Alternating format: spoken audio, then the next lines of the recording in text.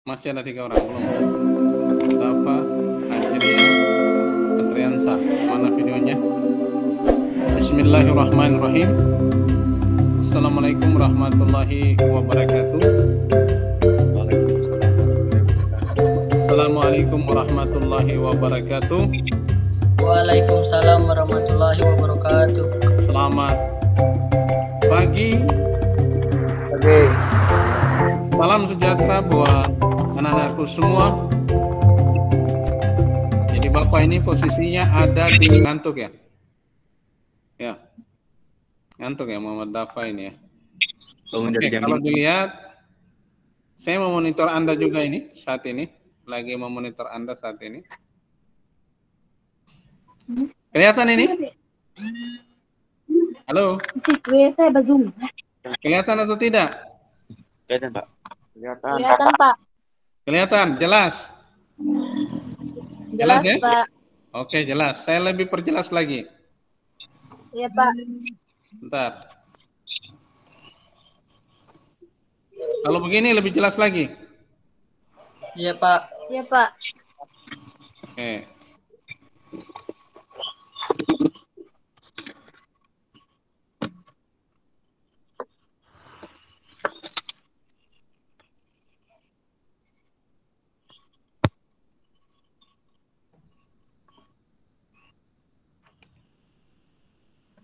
Oke, begini saja. Kalau begini cukup jelas ya, oke lah, enggak apa-apa.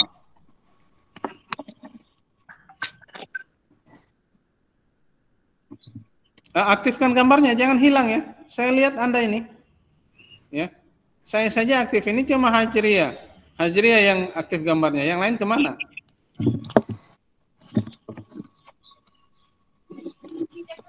Jangan keluar-keluar. Oke, berikutnya kita lihat. Ini adalah buku kelas 10 terbaru yang diterbitkan oleh Kementerian Pendidikan dan Kebudayaan Jakarta. Jadi materinya saya ambil dari situ. Nanti juga ada materi-materi gabungan. Ini siapa ini? Putra Raditya. Ya. Oke, selamat datang Putra Raditya. Ya. Kemudian berikutnya. Ini adalah skema dari pembelajaran atau peta konsep dari eksponen dan logaritma yang akan Anda pelajari. Kelihatan ini? Halo? Ya. Halo? Kelihatan ini tayangannya? Kelihatan ya? Ya, Pak, kelihatan, Pak. Iya. Oke, kelihatan. Ini peta konsep dari eksponen dan logaritma. Yang pertama kita belajar tentang eksponen. Kemarin Anda sudah mengeksplor di YouTube saya tentang eksponen. Ada 3 hal yang kita pelajari dalam eksponen. Yang pertama sifat-sifat eksponen. Yang kedua fungsi eksponensial. Yang ketiga bentuk akar. Sementara di logaritma, yang kita pelajari adalah sifat-sifatnya. Kemudian hubungan eksponen dan logaritma. Sekarang kita masuk eksponen. Ya. Apa itu eksponen? Nah ini, ayo kita mengingat kembali. Perkalian berulang adalah perkalian yang dilakukan secara berulang dengan faktor yang sama. 2 kali 2 kali 2 kali 2 dan seterusnya. Itu ada. Kelihatan, Pak, kelihatan.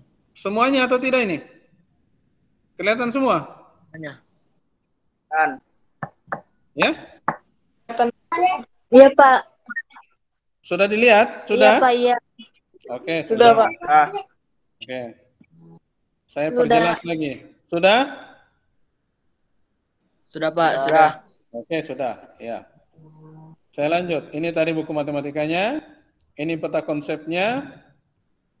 Kemudian ini eksponennya tadi sudah saya jelaskan, ya. Kita lihat 2 pangkat 6, 2 pangkat 6, 5 pangkat 8. Anda sudah tahu nih. Di SMP ini cukup mahir. Kemudian ini soal yang saya bacakan tadi.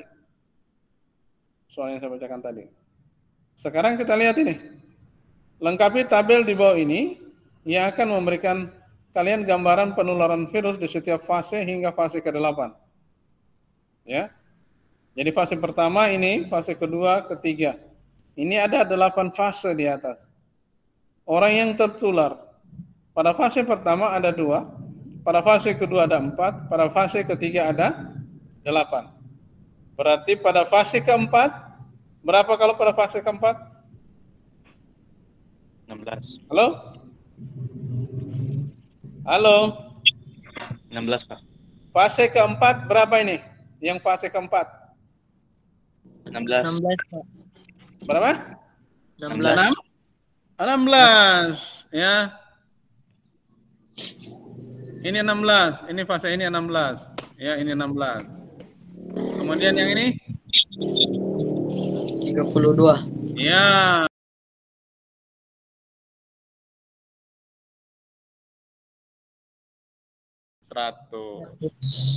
Jika banyak fase N adalah N, bagaimana mempresentasikan banyak orang yang tertular pada fase ke N tersebut? Bagaimana kalian mengetahui itu?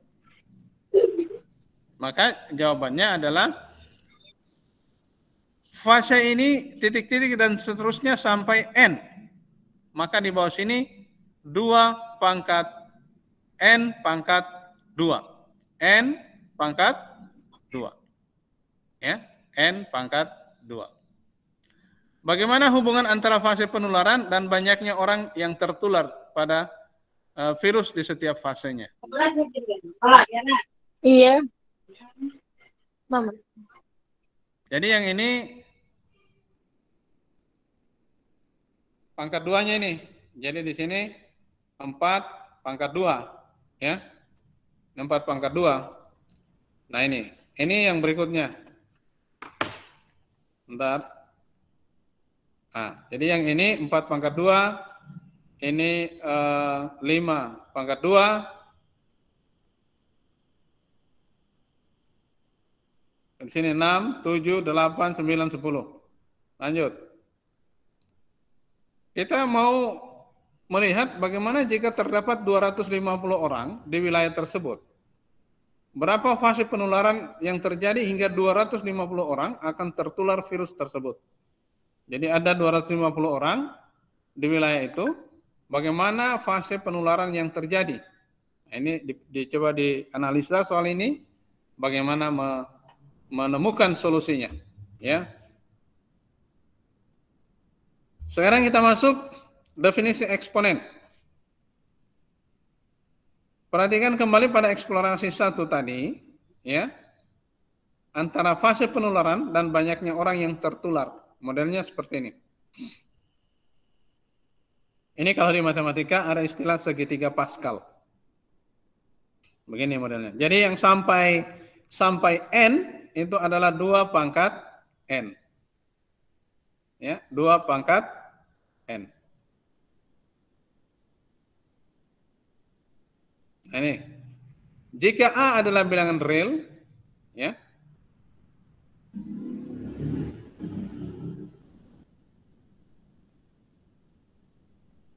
N adalah bilangan bulat positif, maka A pangkat N menyatakan hasil kali bilangan A sebanyak N faktor dan ditulis dengan A pangkat N, A kali A, N faktor. Berikut adalah beberapa definisi penting yang perlu kalian ketahui. Definisi yang berkaitan dengan bilangan berpangkat ini. Kalau A-nya berpangkat N negatif, bentuknya seperti ini. Ada definisi lain, definisi 2, definisi 3. Definisi 2 dikatakan jika A bilangan real, A tidak sama dengan 0, N bilangan bulat positif, maka A pangkat 1 per N. Jadi bilangan bulat berpangkat pecahan sama dengan P, ya, adalah bilangan real positif sehingga P pangkat N sama dengan A, ya, P pangkat N sama dengan A. Jika A adalah bilangan real dengan A tidak sama dengan 0, M, N bilangan bulat positif, maka A pangkat M per N sama dengan A pangkat 1 per N dalam kurung pangkat M. Artinya ini bisa dikalikan ke sini. Ya. Lanjut. Sifat-sifat eksponen. Ini tambahan materi untuk yang di YouTube ya, karena mungkin ada di bagian YouTube itu yang agak kabur gitu.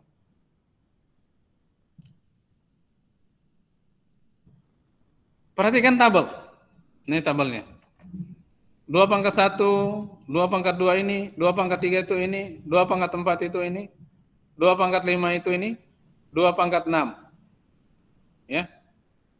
Jadi 2 pangkat N.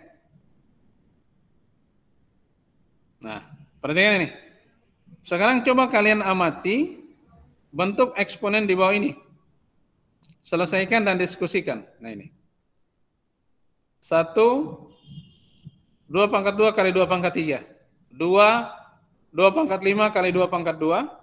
Dan seterusnya, ini kalian pasti bisa baca ini.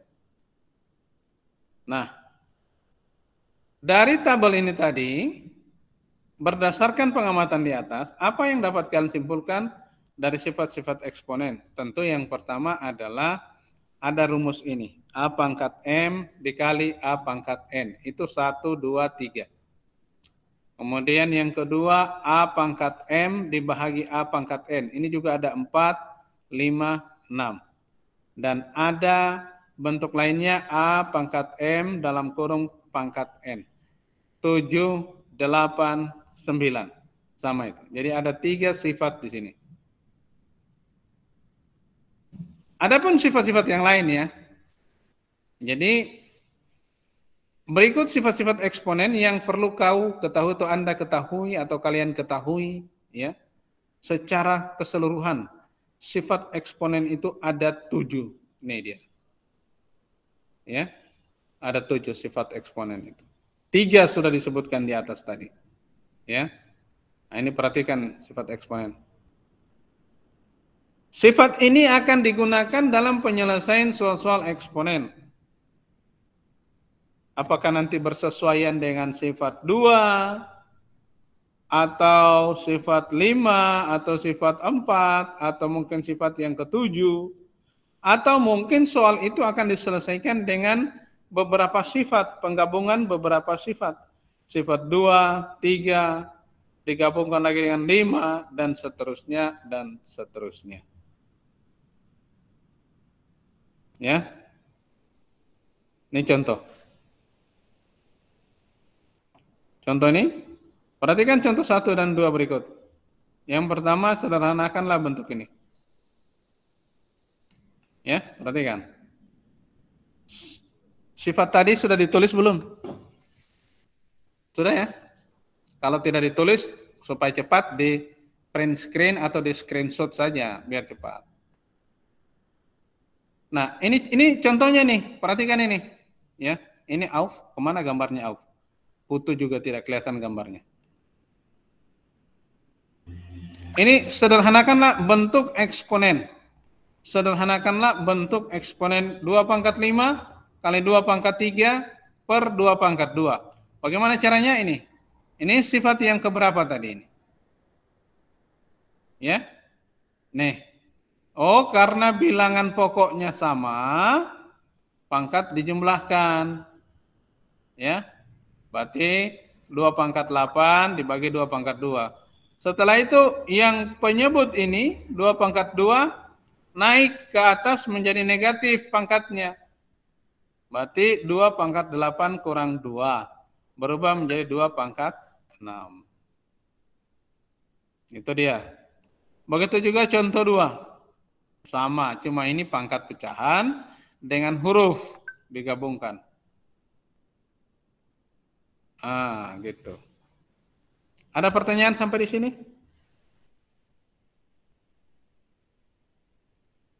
Ada pertanyaan?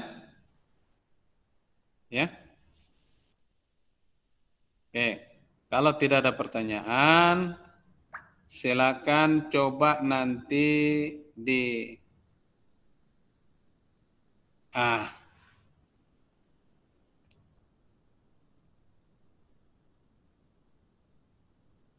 ini soal ya, jadi perhatikan.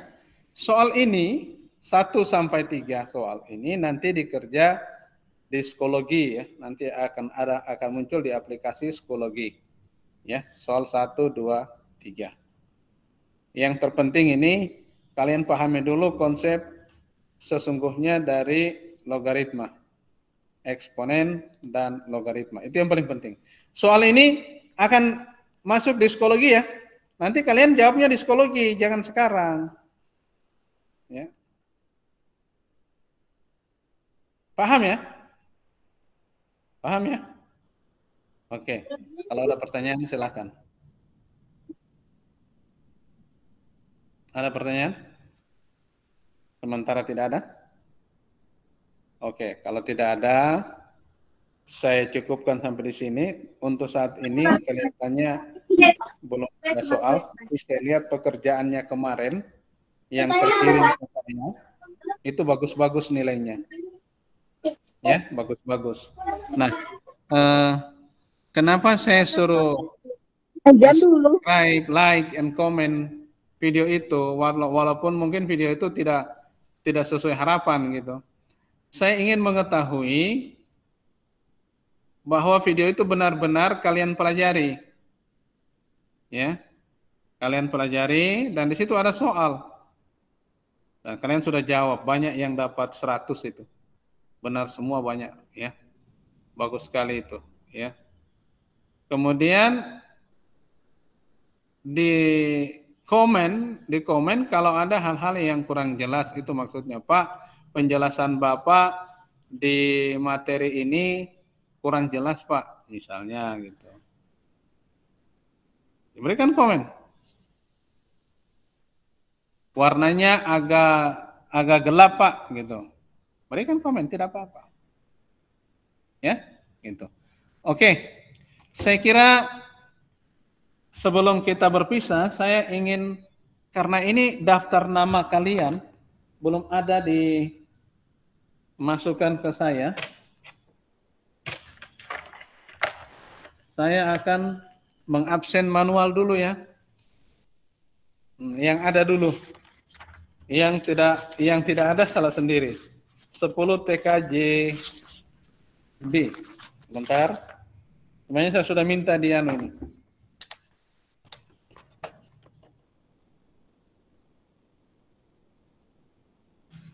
Nanti saya akan tutup rekamannya, tapi belum keluar ya. Saya masih mau mengabsen. Oke, terima kasih atas kehadirannya semua anak-anakku. Ke depan kita akan ketemu seperti ini lagi online-nya. Mudah-mudahan berjalan lancar dan tidak ada gangguan. Ya, karena tadi ada sedikit gangguan kecil, sehingga sempat terputus koneksinya. Demikian apa yang dapat Bapak sampaikan pada pertemuan kali ini, mudah-mudahan ada manfaatnya. Kalau ada yang mau ditanyakan, boleh lewat grup matematika, dan soalnya akan saya linkkan ke aplikasi psikologi. Demikian, wassalamualaikum warahmatullahi wabarakatuh.